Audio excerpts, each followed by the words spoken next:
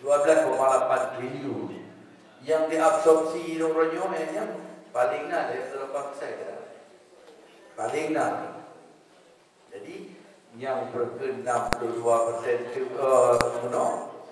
bocor. Jadi akan di. Memang jadi kita ada lagi betul ke nyo letak dia tim terlantar. Letak berke yang ada itu kan. Jadi 4 yang sebenarnya berke budget itu takkan yang budget yang kena yang lain je tak mesti dari investor asing untuk dapat tabung dalamnya, untuk dapat bangun nanggro dalamnya. Tetapi hanya tabung, bahkan hanya tak mau kerja, hanya jauh guna wajah.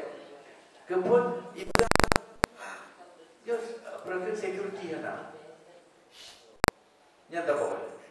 Bahkan hanya baru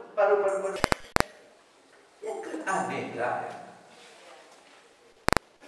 Aneh dah. Bagaimana yang begini yang tidak tahu? Apa pasal? Lagi nanti budaya tujuh bulan. Pun ada kadang ada misunderstanding.